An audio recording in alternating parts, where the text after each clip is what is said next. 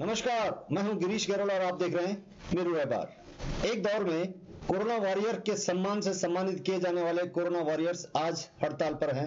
आपको बताते हैं कि एनएचएम कर्मचारी पूरे प्रदेश में धरना प्रदर्शन कर रहे हैं, आउटसोर्स का विरोध कर रहे हैं, अपने 3 सूत्रीय मांगों को लेकर धरने पर हैं और कर्मचारी संगठन का उन्हें भरपूर सहयोग मिल रहा है। ये कहा जा रहा है कि जब वो काबिल हैं, पूरी तरह से सुयोग्य हैं, तो उन्हें पूरी तरह से कर्मचारी जो सरकारी कर्मचारी का जो सेवाएं हैं वो उनको मिलनी चाहिए। क्या क्या समस्याएं हैं और किन किन दबावों में जूझ रहे हैं, क्यों उनको उत्पीड़न और शोषण का आरोप एनएचएम कर्मचारी लगा रहे हैं, एक बार नजर डालते हैं। इंकलाब जिंदाबाद, कर्मचारी एकता जिंदाबाद, कर्मचारी एकता जिंदाबाद, संविदा कर्मचारी एकता जिंदाबाद, इंकलाब जिंदाबाद, इंकलाब जिंदाबाद। चाहे जो मजबूरी हो हमारी पूरी हो, चाहे जो मजबूरी हो। आउटसोर्स से जो ज्वाइनिंग मिलती है उससे हमारा एक तरह से बहुत ज़्यादा हरासमेंट हो रहा है। हम लोग मेंटली, सोशली, फिजिकली, मतलब पूरी तरह से हम लोग ड्रेन हो चुके हैं, लेकिन हम लोग अपनी जीविका चलाने के लिए बस यहाँ पे काम कर रहे हैं। चाहते हैं कि जो है जब सरकारी एक कार्यालय के अंदर जो है हम सब लोग काम कर रहे हैं, तो मुझको जो अवकाश की सुविधा प्राप्त है, मेडिकल की सुविधा प्राप्त है, और जो मेरा संविदा का भाई है उसको इस प्रकार की कोई सुविधाएं प्राप्त नहीं है। वो बीमार हो जाते हैं, उनकी 1 दिन की तनख्वाह कट जाती है। लड़ाई है उत्तराखंड सरकार, होश में आओ, होश में आओ, होश में आओ। उत्तराखंड सरकार होश में आओ, होश में आओ, होश में आओ। संविदा कर्मचारियों का शोषण बंद करो, बंद करो, बंद करो। संविदा कर्मचारियों का शोषण बंद करो, बंद करो, बंद करो। संविदा कर्मचारियों की मांग पूरी करो, पूरी करो, पूरी करो। इसमें हमारी मुख्य मांगे हैं, एक तो ये आउटसोर्स से जो भर्तियां हो रही है उसे बंद करें, ये ठेकेदार प्रथा को बंद करना है, और जो आउटसोर्स से जो भर्तियां हो चुकी है उनको हमारे एनएचएम में समायोजन करें। और एक हमारी इसमें ग्रेड पे की है मांग, तो सरकार हमारे ग्रेड पे लागू करे। साथ में हमारी जॉब सिक्योरिटी होती है 60 साल की, वो हमें उसमें उसके अंदर लाए। हमारा आज 7वां दिन है इस हड़ताल का, और प्रदेश कार्यकारिणी के आह्वान पे हमने 3 दिन पहले कार्य बहिष्कार किया था। उसके बाद हम अनिश्चितकालीन हड़ताल पे चले गए हैं। हमारी जो मुख्य बातें हैं कि एक तो हरियाणा तर्ज के जो ग्रेड पे बनाया गया है उसके हमें ग्रेड पे दे, और दूसरे हमें 60 साल तक की नियमित सेवा दी जाए। और उसके जो हमारी दूसरी मांगे हैं कि जो हमारे आउटसोर्स से जितने भी कर्मचारी हैं भर्ती की जा रही है उनको बंद किया जाए। आप सोचो, एक नर्सिंग अधिकारी की सैलरी होती है 60,000 और हम लोग यहाँ पे काम कर रहे हैं 15 से 20 हज़ार में। उस 20 हज़ार में भी 19 हज़ार का हमें एक लेटर पकड़ाया जाता है जिसमें हमें सैलरी मिलती 12-13 हज़ार पे।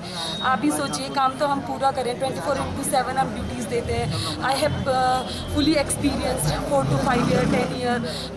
कुछ लोग तो 15 ईयर से यहाँ पे काम कर, लेकिन उन लोगों की वही सैलरी 20-25 हज़ार। तो सरकार मतलब दर्द ये होगा कि कहीं फिर हटा दे तो कहाँ जाएंगे। और हम लोगों की कोई जॉब सिक्योरिटी नहीं। अभी कोविड काल में मैं खुद 3 बार पॉजिटिव हुई हूँ, और हमारी कोई जॉब सिक्योरिटी नहीं। अगर हमें कुछ हो जाता है तो हमारे कोई इंश्योरेंस नहीं है।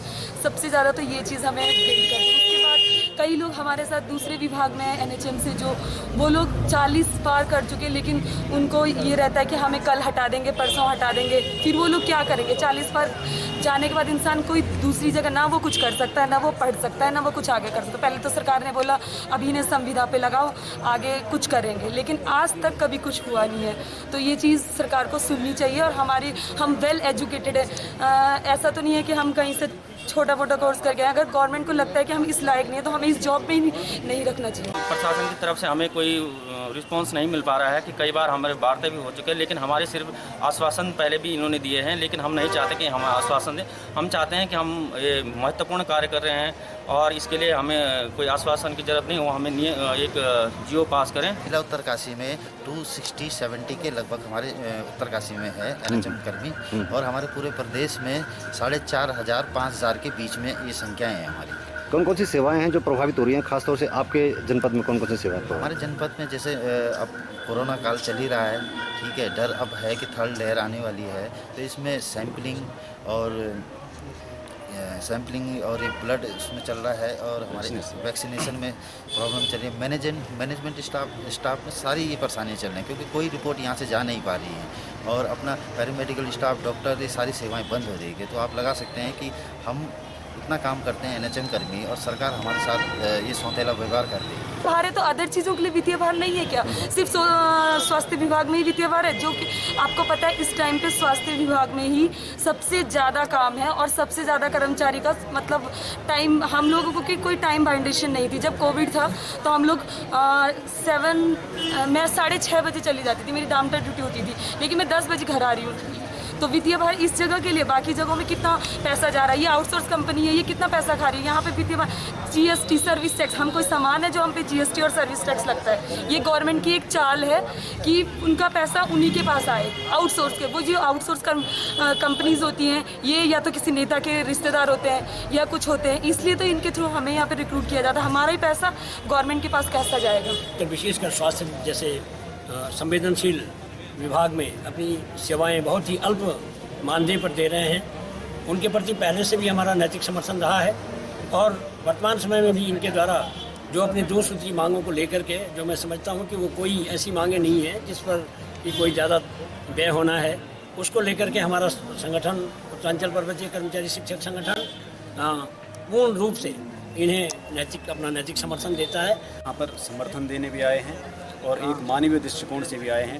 सरकार जो है सरकारी क्षेत्र में जो है जो निजीकरण को बढ़ावा दे रही है और कंपनियों के माध्यम से जो है बेरोजगार युवाओं का शोषण कर रही है, इसका हम विरोध करते हैं। और जिस प्रकार से भी जिस सहयोग की हमसे अपेक्षा करेंगे, निश्चित तौर पर हम इन्हें अपना सहयोग प्रदान करेंगे। यही सर हम भी बहुत हास्यास्पद लगता है हमें ये कि इन लोगों ने कोरोना वॉरियर्स के रूप में विगत मार्च 2020 से लेकर अब तक इन लोगों ने अपने जीवन की परवाह न करते हुए घर घर में जाकर के जो हमारे स्वास्थ्य विभाग का जो निर्देश था, टीकाकरण का जो निर्देश था और अभी तक भी जो भी इनके निर्देश ऊपर से हो रहे हैं उनको अक्षरशः ये फॉलो कर रहे हैं, इनका पालन कर रहे हैं। लेकिन सरकार उसके बाद भी इनकी मांगों पर इतनी जो असंवेदनशील है, वो निश्चित तौर पर ये दर्शाती है कि हमारी सरकार किसी भी कीमत पे, चाहे हमारे ये मानदेय के लोग हैं, कर्मचारी हैं और चाहे हमारे परमानेंट कर्मचारी हैं, सरकार इनके मांगों के प्रति गंभीर नहीं है। और इन साथी जो हमारे संविदा साथी हैं, इनके लिए जैसे एक नियमित कर्मचारी के लिए जो है उसकी सेवा शर्तें होती है, अवकाश की सुविधा होती है, मेडिकल की सुविधा होती है, उसके परिवार के लिए और सुविधाएं होती हैं। इस प्रकार की सुविधाएं हम चाहते हैं कि जो है जब सरकारी एक कार्यालय के अंदर जो है हम सब लोग काम कर रहे हैं, तो मुझको जो अवकाश की सुविधा प्राप्त है, मेडिकल की सुविधा प्राप्त है और जो मेरा संविदा का भाई है उसको इस प्रकार की कोई सुविधाएं प्राप्त नहीं है। वो बीमार हो जाते हैं, उनकी 1 दिन की तनख्वाह कट जाती है और ऊपर से जो है उनका जो है जितना सरकार देती है उसका जो है पूरा लाभ जो है जो ठेकेदार जिनके माध्यम से लगे हैं उनको मिलता है।